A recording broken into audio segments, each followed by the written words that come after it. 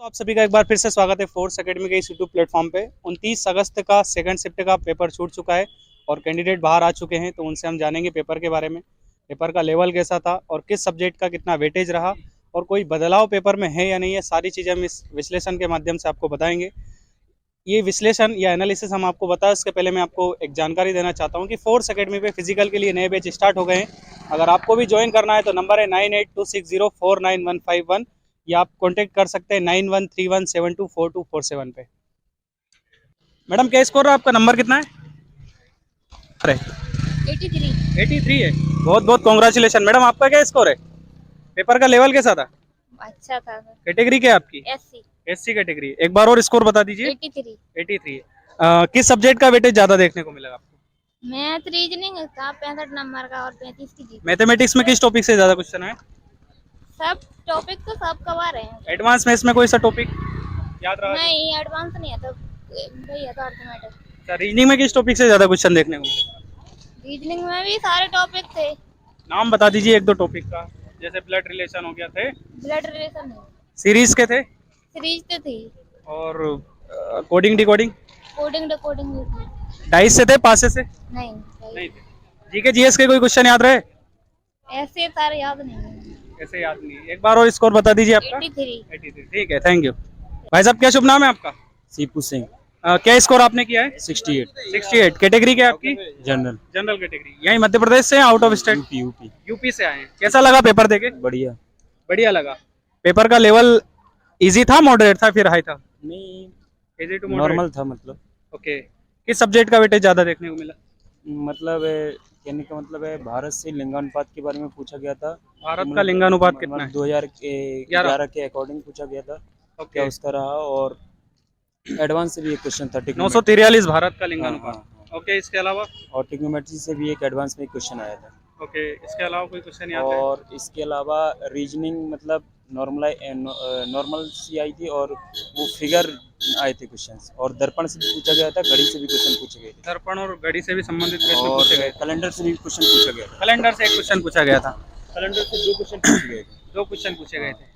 अच्छा, मैं बात करूं आने वाले कैंडिडेट के लिए आपका क्या मैसेज रहेगा? यही मैसेज प्रकार से? रहेगा कि कहने का मतलब है कि रीजनिंग और मैथ्स तो नॉर्मली आ रही है। यदि जीके जीएस थोड़ा जिसका अच्छा है तो अच्छा स्कोर कर जाएगा। साइंस के कोई क्वेश्चन याद रहे? साइंस का क्वेश्चन यही था कि मतलब सेमीकंडक्टर के बारे में पूछा गया था कि सेमीकंडक्टर के बारे उसमें में। छांटना था। आपका क्या शुभ नाम है? रोहित कुमार है। रोहित कुमार अहिरवार। क्या कैटेगरी है आपकी? एससी। और नंबर कितना है? नंबर तो कम है थोड़े, 71 आए हैं। 71। क्या लगता है हो जाएगा एससी कैटेगरी से? फिजिकल के लिए तो आपको बुला लेंगे, इतना नंबर तो है आपका। कि देखते हैं, मुझे थोड़ा एनालिस ट्रेंड पता नहीं है इसका एमपीपीएस का, बट कहाँ से हैं आप? मध्य प्रदेश जिला होशंगाबाद जिले से। होशंगाबाद नर्मदापुरम जिले से आप आते हैं। जी। क्या लगा पेपर देके, कैसा अनुभव रहा आपका? पेपर पिछले पेपर के मुकाबले आसान था। आसान था? पिछला पेपर भी दिया था मैंने। अच्छा, जीके जीएस के कोई क्वेश्चन याद रहे? हाँ, जीके में मतलब नॉर्मली क्वेश्चन थे। कोई क्वेश्चन याद रहा जो बताना चाहें? जैसे एक सेमीकंडक्टर क्वेश्चन था, तो उसमें पूछा था कि निम्न में से कौन सा सेमीकंडक्टर है, तो 3 तो गैसों के नाम लिखे थे उन्होंने। एक सिलिकॉन था, तो वो उसका आंसर था। ओके, इसके अलावा एमपीजीके के कोई क्वेश्चन? एमपीजीके का ऐसा कोई सामान्य सा प्रश्न तो था नहीं शायद, मुझे याद नहीं है, थे नहीं शायद एमपीजीके। इंडिया जीके से रिलेटेड? इंडिया जीके के काफी क्वेश्चन थे, अभी याद नहीं। नदियों से संबंधित कोई प्रश्न था क्या? नदियों पर्वतों से, national park, wild life? Question था कि सबसे ऊंची चोटी कौन सी है, तो उसका सीधा आंसर माउंट एवरेस्ट था। भारत की या विश्व की? विश्व की सबसे ऊंची चोटी पूछी हुई थी। Mount Everest, Nepal. हाँ, वही वाला था। ओके, इसके अलावा? और उन्होंने पूछा कि जो सांगपो नदी है, तो सांगपो। हाँ, सांगपो नदी किस नदी का नाम है? ब्रह्मपुत्र का? ब्रह्मपुत्र का, हाँ वही था। यरलुंग सांगपो। हाँ वही था। इसके अलावा? इसके अलावा और ऐसे ही बहुत आसान क्वेश्चन थे। आसान क्वेश्चन थे। आने वाले कैंडिडेट के लिए आपका क्या मैसेज?